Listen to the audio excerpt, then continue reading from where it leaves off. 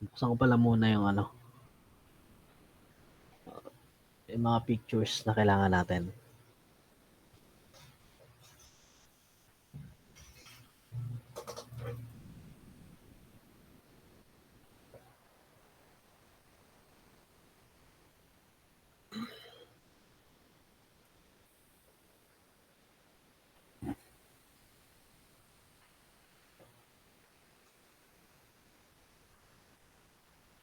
Yan.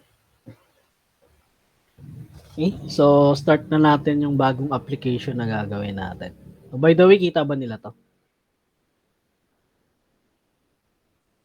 Yes po, sir. Okay, very good.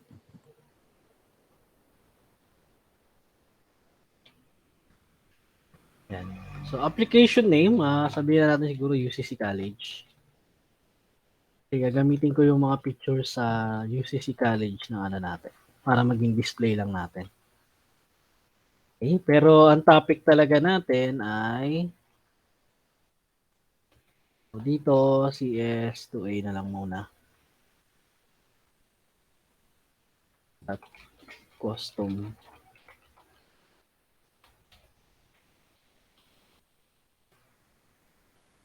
list view. Custom list view talaga yung topic natin. Yung UCC College, ito lang yung magiging title ng app natin. Jelly Bean pa rin.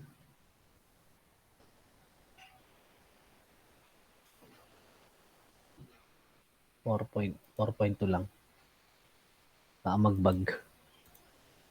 Yung iba nagbabag kasi kapag tinataasan nila yung target. Tapos yung compatible natin, mababa lang sa 4.2. Okay, so okay, bababa kayo tataas ng 17 dito sa Eclipse. Okay, so yung icon, kayo nang bahala, no? Sample lang ko lang naman muna eh. So main activity, yan na rin yan.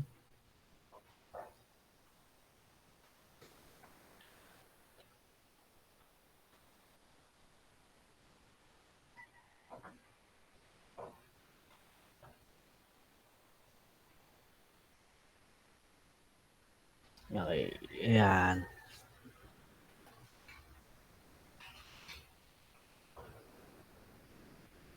Okay.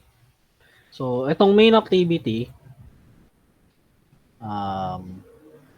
tanggalin ko tong text view. Palitan ko siya ng list view. Okay. So, wala naman akong ilalagay sa loob ng list view. Wala pa akong walang item kasi i-generate ko yung item niya using code. Okay? So, yung sa halip na naka closing tag tayo ng list view, gagawin natin yung self-closing tag. Okay? Para isa lang. ID. Then, at plus ID. So, sabihin natin, DISP list yung pangalan niya. Okay? Lagyan natin siya ng height na match parent. Lagyan siya ng width na wrap content. Okay? Ayan. Nakakasunod tayo, class? Opo, sir. Okay. So, nag-create pa lang tayo list view, no? Ayan. So, ang itsura niya ganito. Pero kapag niran mo yung app, wala yung item na yan. Kasi, ano lang to, display lang dito sa graphical layout ni Eclipse na meron kang list view nilagay dyan. Ayan. Pero technically, wala naman talaga. Okay, ayan. So, next natin, gagawa ko ng custom layout. Kaya tinawag na custom list view to dahil yung list natin normally, no, itong mga nakalist na yan, is text lang yan. Okay? So, ayoko na ituro yung paglalagay lang ng list ng puro text kasi parang anong sense? Tuturo ko din naman yung paggawa ng listing na merong images. Diba? So, diretso na tayo sa images. Yan. Siyempre, pangalan.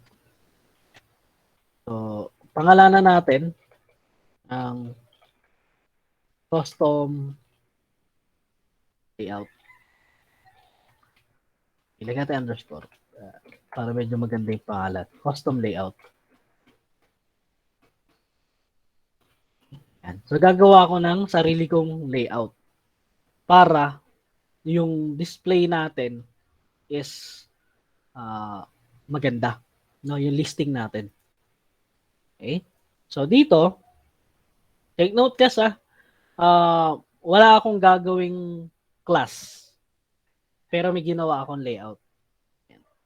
Layout lang yung gagawin natin. Dito, siguro, para hindi masyadong dikit, you can use padding. Okay? Padding 5 dp. Yan. Kaya na ng image view sa picture. So, image view. Yan. Hinggan natin ng ID. At plus ID. DISP IMG. Okay. Display image. Okay. Height niya, siguro mga 100 dp. Width niya is 100 dp na din. Ayan.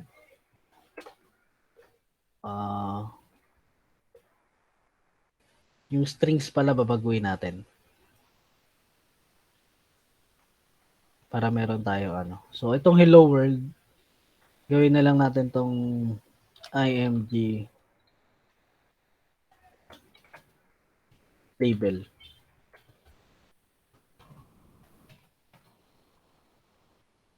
Something like that. Alagay lang natin dito is display icon.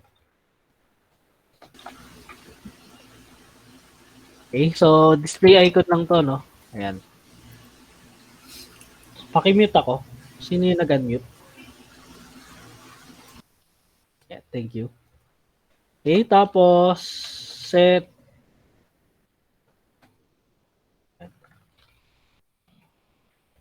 content description. Ayan. Pag wala to, magwa-warning lang naman siya.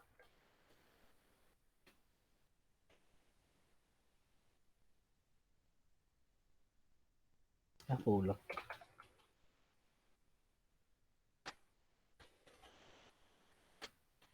IMG label. Content description lang naman yan.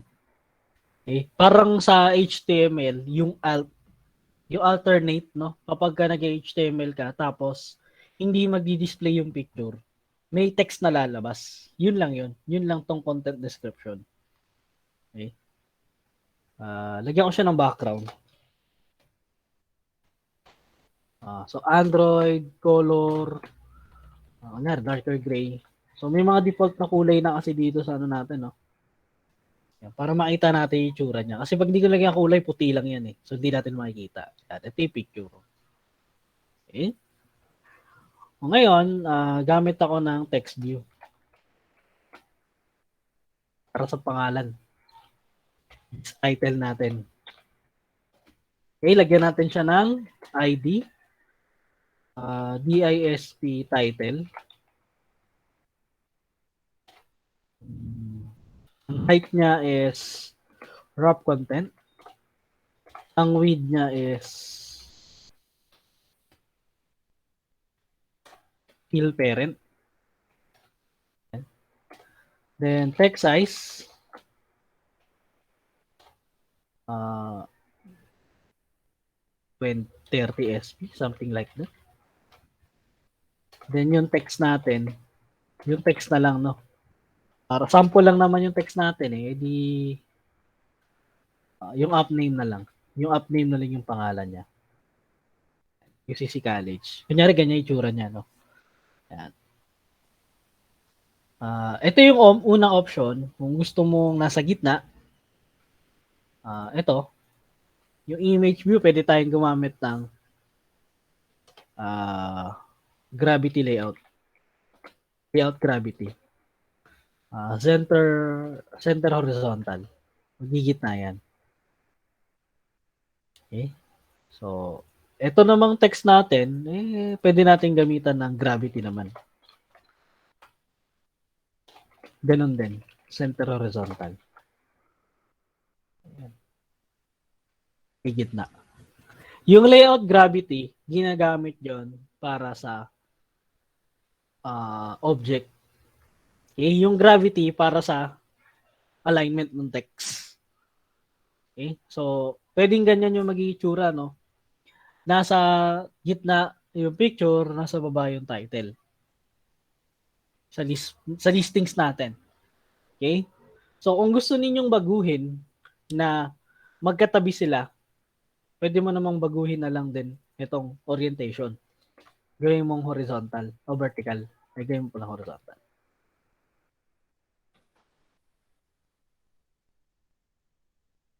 Magkatabi na sila. Okay? Nakasunod sila? Yes po. Yan. So, yung ganitong style, parang ano to, no? Parang si Lazada. Nandito yung picture, nandito yung kung ano mang ng pangalan dyan, yung presyo, yung rating, yung, di ba may mga ganon? Sa listings. Yan. So, kaya tinuturo ko sa inyo to, ng custom list view. Kasi, kunya, especially sa mga pagde-develop ng app, mahalaga yung custom list view eh. Yung pagdi-display mo ng item, pagdi-display mo ng mga kung ano-anong mga bagay-bagay na meron doon sa database mo. Lalo na kung may picture, may thumbnails, kunyari user's account, mga ganon. Mahalaga tong listing na to. Okay? O kaya, sabihin natin, no, meron kang game leaderboard. 'Di ba? So, kailangan mong ilagay kung sino yung top 1 to 10. So, may picture ka ng, kunyari, icon, no? Yan, pwede mong gamitin yan dyan. Itong custom list view. Okay? Ayan. So, isang code lang na alignment or orientation, magbabago na yung layout mo. So, depende na sa'yo ano yung gusto mong gawin. Okay? Ayan. So, tapos, ito yung mga picture na gagamitin natin. Okay? Kunin ko na siya. Lagay ko na siya dito sa drawable. Kahit saan naman sa drawable pwede. Ayan. Kasi gagamitin natin siya. Okay? So, next, mangungopya na lang ako ng array. Medyo marami kasi yun eh. So, last time nung ginawa ko yung sa IT, manual typing ako. Medyo matagal. Okay? So, mangungopya na lang ako ng array. Yan ito. Itong colleges. Yung mga pangalan ng colleges, kukopyahin ko yan. Array lang naman yan eh. Ayan o. Array lang yan. Tapos ito yung icon, yung mga picture. Okay? Open lang natin. Ito lang naman yung kailangan ko dito eh. Yan. Okay? So, array declaration lang naman. So, remove muna natin itong mga import na hindi naman nagamit. Array declaration tayo. Ayan. Okay? So, yung unang text, Liberal Arts and Sciences, College of Liberal. College of Education, College of Business and Accountancy, College of Criminology, and Graduate Studies. And last, not the least, in the College of Law. So, ngayon, yung picture, ganun din, sunod-sunod din.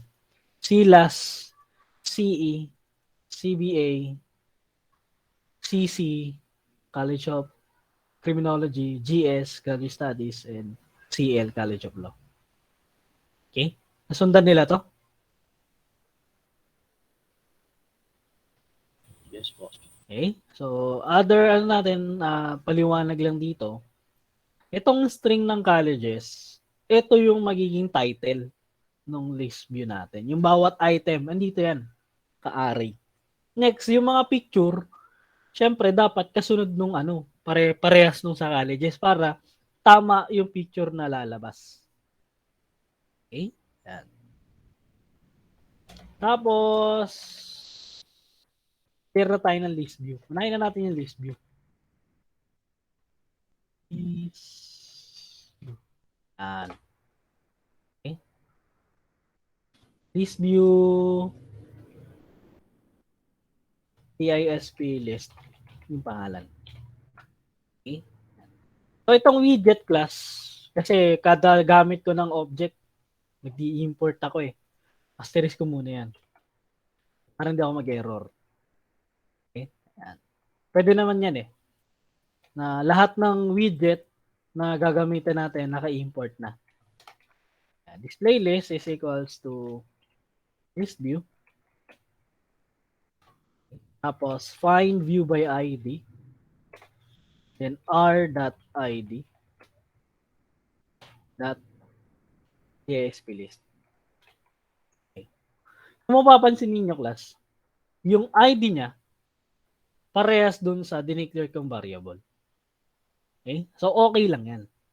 Bakit? Kasi itong list view, locally declared sa main activity. Okay? Yung ID na display list, nakadeclare yan sa r.java. Kaya nga tinawag natin yung r.id. Okay? Ito, this is a local, then this is a global. So, according to scope, okay lang. Kasi itong display list, gagamitin mo lang siya sa loob ni main activity. So, hindi siya magkakaroon ng conflict within the global variable na display list. At itong ano na to is nanggaling pa sa class ng Java na may method na ID. Okay? Ang bawal lang class is yung dalawang object, kunyari may text view ka, kahit magkaibang activity, parehas ng pangalan. Kasi papasok yun sa ID. Okay? Pag naglagay ka ng ID na parehas, yun lang yung pinagbabawal. Baka yung iba kasi kaya nagbabag dahil sa duplication ng ID. So, yun yung tinatawag natin na runtime error. Magkakaroon ka ng error na, technically, wala ka namang error sa code. Pero dahil nga dun sa ginawa mong paulit-ulit na paglalagay ng ID, pwede magkaroon ka ng error. So, warning ko lang yun sa inyo, class. Okay, nakasunod sila, class? Yes po. Okay. Yes po. Yan. So, ulitin lang natin, no? Yung main activity, gumawa tayo ng list view. Pinalitan natin yung text view na na-default. Gumawa tayong custom layout. Okay? Tapos yung string, just for the image label lang naman. Then dito sa main activity, meron tayong array. Ito yung magiging pamantayan o basis ng laman ng mga content natin. So, supposedly, dapat galing kasi sa database talaga. Kaso kasi, wala pa naman tayong lesson ng database. So, ang nangyari, galing muna sa array yung record. Okay? Ayan. So, ito na yung display list. So, after this, we will create a class. Okay? Okay, class custom adapter. Okay? Gawa tayo ng class.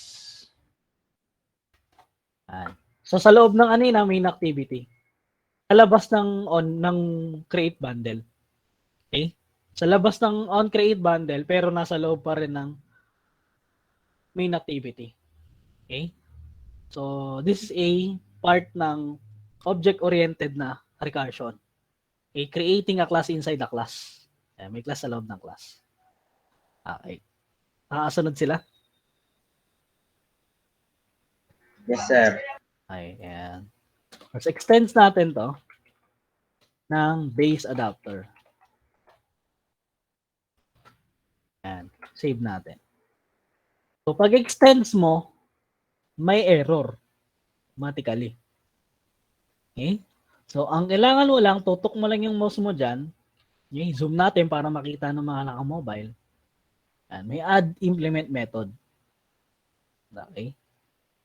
So, click mo lang yan. Di ba? Automatic na yan. Siya yung gumawa niyan, ha? Isang click lang natin yan. Siya yung naglagay ng mga overrides. Okay? So, una mong babaguhin itong return sa get count. Itong get count, ito yung magsasabi kung ilan yung laman nung list view natin. So ngayon, paano malalaman ng code natin na ilan yung laman? Okay? So ang gagamitin kong variable, ito, colleges. Para malaman niya kung ilan yung laman, di sabihin natin kung ilan yung laman ng array. Okay? So, yan. So, colleges.length. Based sa declaration ko ng variable, na-global sila sa loob ni class na main activity. Kaya, madali lang tawagin tong colleges.length. Yung length is a property of array na kung saan pag nilagay mo siya is i-return niya kung ilan yung laman ng array. Okay? So dito sa get count, magkakaroon ng idea yung class natin kung ilan yung laman. Okay? So currently ang laman kung ilan nakadepende dito sa array natin. Nakasunod sila?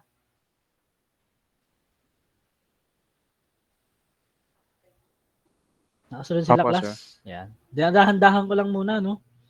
Para ano, ayan. Tapos yung mga argo 0, arg 0, gawin nating I. Haba eh. Tak pala ako. Kahit na I lang.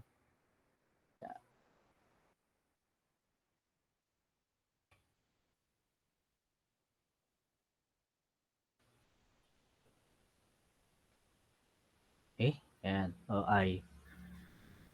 Tapos itong view, ito yung content view. Gawin natin content view. Tapos yung view group, edi gawin lang natin yung view group din.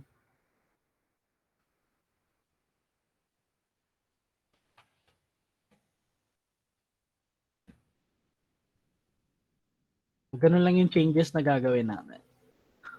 Okay? So, itong content view, sabi ko nga sa inyo, hindi tayo gagawa ng hiwalay na class. So, nandito pa rin siya sa loob ng main activity. Okay? Ito, ngayon, isiset natin siya para makuha niya yung laman. Custom layout. So, may connect natin sa kanya yung custom layout. Okay? So, ang gagawin natin, content view is equals to get layout inflater. That inflate. Yan, that inflate lang. So, yung resource na first parameter ng inflate, yun yung path nung custom layout natin. So, r dot layout dot custom layout. Okay. Yung root, wala tayong root null. Okay? Ayan. So, may dilaw-dilaw dyan, no? Magkakaroon ng warning. So, sige, sundin lang natin yung yung dilaw-dilaw niya. Suppress lint lang naman yan eh. Ito lang yan, no? Para mawala yung warning niya. Siya yung maglalagay niyan. So, sundin mo lang. Ngayon, kung ayaw mo, okay lang. Warning lang din naman. Okay? So, para mawala lang yung warning. So, ano to? This tag can be replaced by one text view. Compound throwable. Ganyan.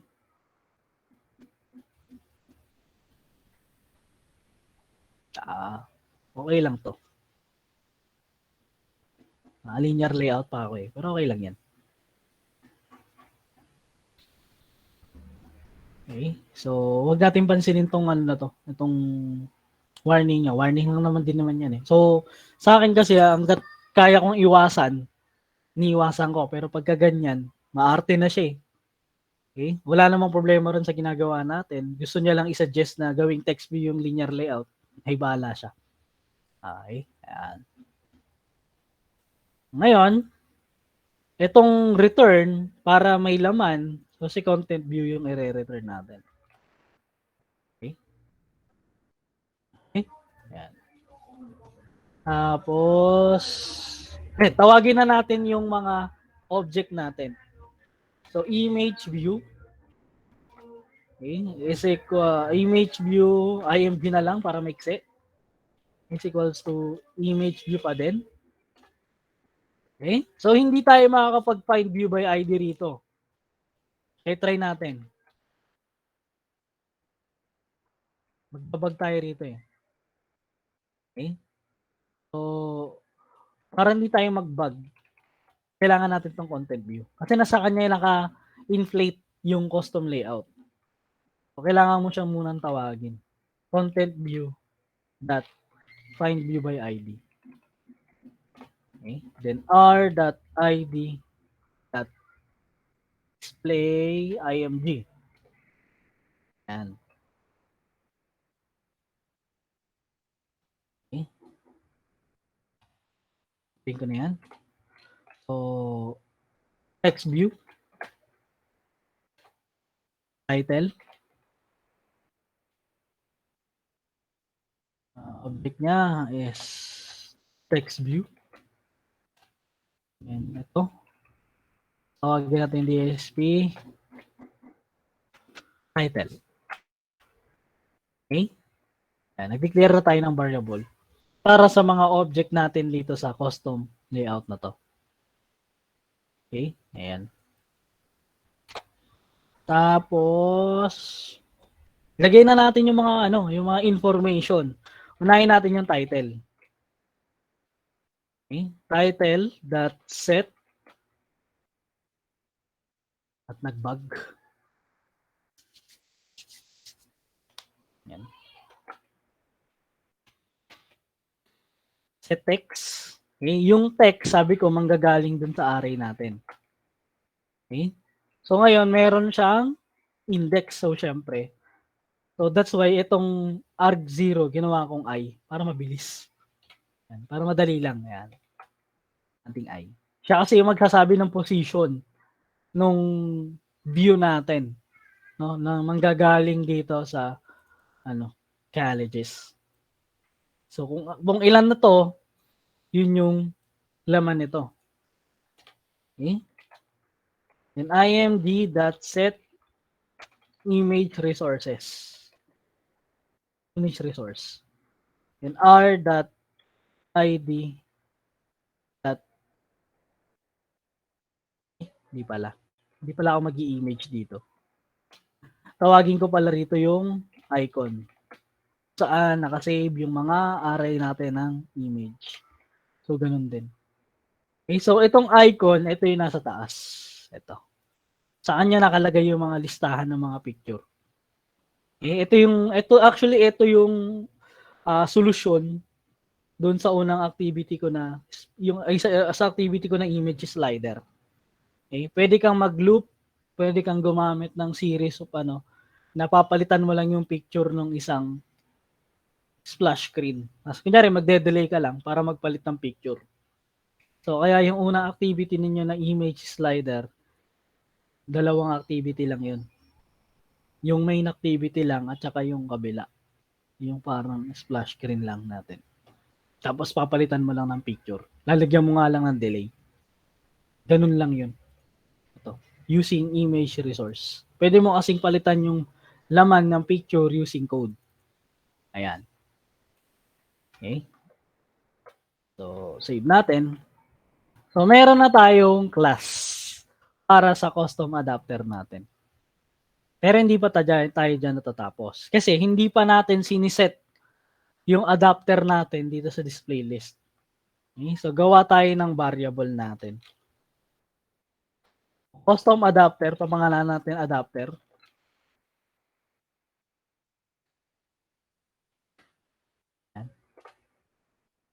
Is equals to new custom adapter. Yan. Tapos, tawagin na natin display list.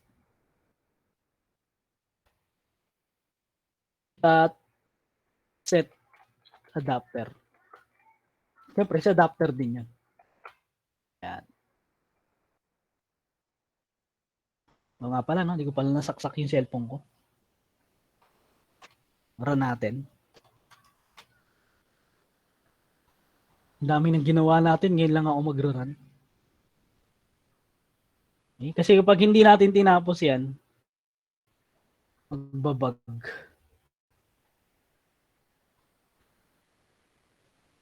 Yan.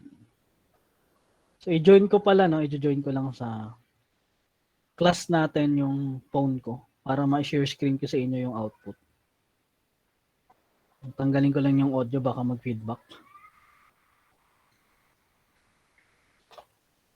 Yan, naka-join na yung ano ko. So, run muna natin.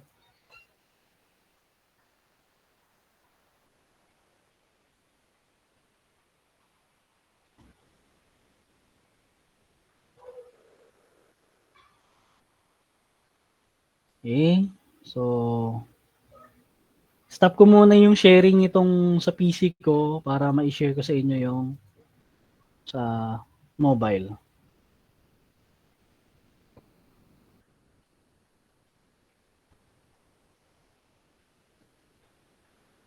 Ayan. So, ganito yung tsura niya. Okay, na-share ko ba? Ayan. Okay. So, medyo malaki lang yung text na nalagay ko. Okay? So, babaguhin ko lang yung ano no, yung kanina, sa custom layout. So, para pag niran ko, makikita nyo na agad. Okay, baguhin ko yung sa custom layout. Gawin ko lang horizontal. Ay, vertical na ba ako? Vertical. Gagawin ko horizontal. Tira natin.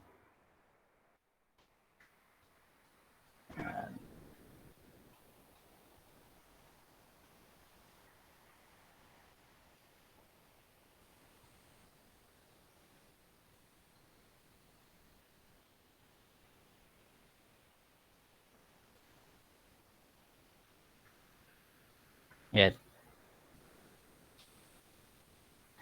Okay? So, pwede mo nang baguhin kung gusto mo magkatabi sila o sila ay sa ibabaw yung isa. Okay?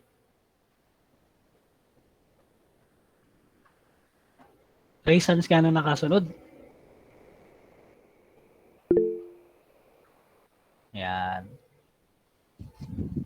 Okay. So, that's it. So, stop ko muna yung sharing dito sa kabila. Kasi syempre may dadagdag pa tayo. Okay? Hindi yan kompleto pag wala yung pindot. Okay? Lagyan natin ng on-click listener. Na kapag tinap natin yung isang ano doon, lalabas yung magto-toast lang. No? Yan. So, dito sa display list natin, lagyan natin siya ng on-click listener.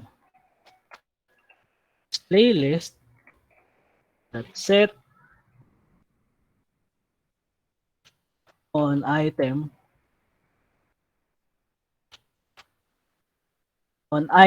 click listener. Ayan. As new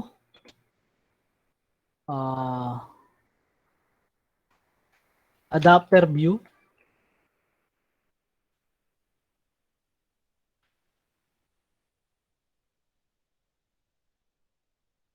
New adapter view at adapter view on item click listener.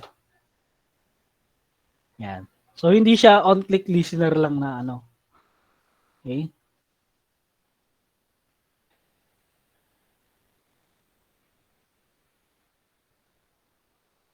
Okay? So, itong Argo Zero, pwede nyo nang wag nyo nang palitan yan.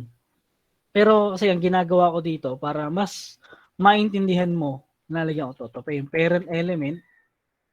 Ito, view. Di view mo na lang din. Ito yung position.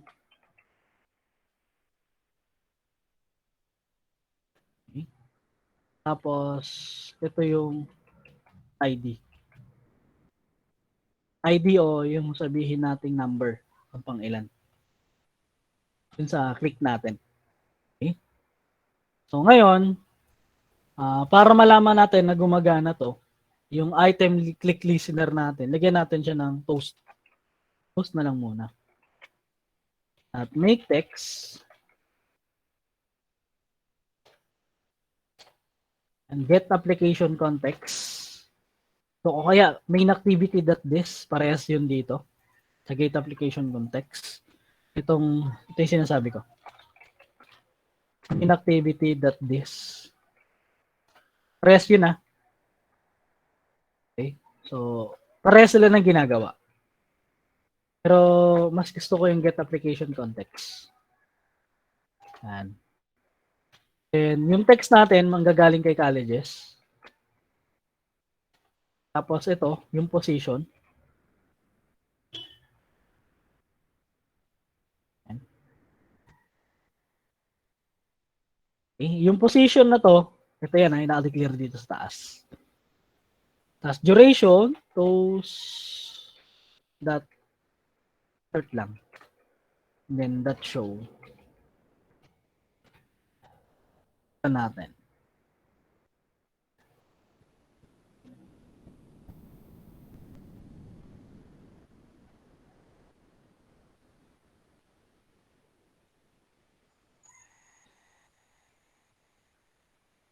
Okay.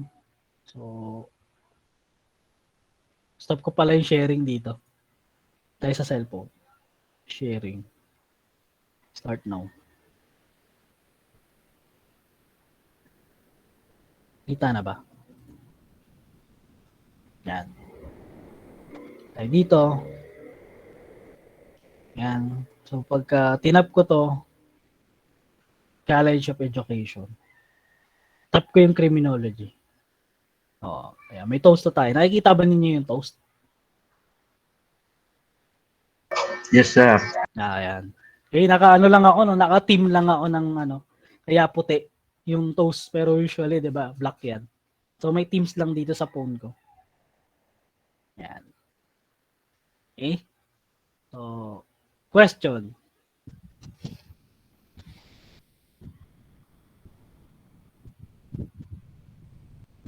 May tanong tayo, class.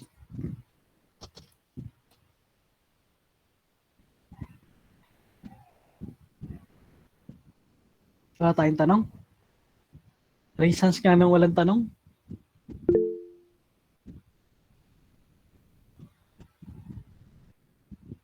Yeah. Okay. So, dahil wala kayong tanong, bibigyan ko yung activity. Papasa nyo next week. Okay? So, 1 week activity yan. Anong gagawin natin? I-recycle natin yung activity natin na image slider. Okay? Gagawin ninyo ng custom list view. Pero ngayon, meron ng bago. So, una, di ba, splash screen. Pinaka-cover nung title cover nung image ano natin. Tapos, custom list view na yung lalabas. Okay? Listahan ngayon ng mga karakter yan.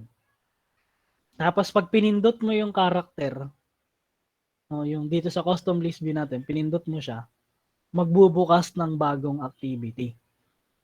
Tapos, lalaki yung picture, tapos merong description na about dun sa character. Parang ano ito, review, no? Gagawa tayo ng anime review or ng movie review about dun sa topic na kinuha mo. Ngayon, kung gusto mo magbago ng okay lang. Okay? So, kasama lahat ng character, no? Kahit hindi lang main cast, buong character. Kasama na ngayon yung detailed nila. So, kunyari, nagbukas ka ng isang anime, tapos tap mo yung main character, pag tap mo ng main character, magbubukas ng bagong activity, nakalagay doon yung picture nung tapos yung mga detalye ng mga characters. Okay? So, hindi ko kayo pinagagawa ng review ng sa inyo na lang. Pwede kayong kumuha sa internet, copy-paste ninyo yung information na makukuha ninyo. Okay ba yon? Naintindihan ako? Opo, sir. Okay. So, yung activity na pinagagawa ko sa inyo, marami lang. Hindi yan mahirap. Kasi yung paggawa ng custom list view, binigay ko na sa inyo. So, ang tip ko lang sa inyo, bawat isang anime o bawat isang character, hindi mo kailangan gawa ng activity. Okay? Gawin mong dynamic. Na isang activity lang yung tatawagin mo at malalaman niya kung sinong character yung pinili mo tapos iloload niya lang yung data. So, kagaya ng technique na ginawa ko doon sa listing natin ng custom list view, pwede mo yun i-array. Ngayon, depende na lang kung anong array yung tatawagin mo. Sabi ko sa inyo, gawin ninyong dynamic. Kasi kung bawat isang picture o bawat isang item dyan, isang activity, kamusta ka naman?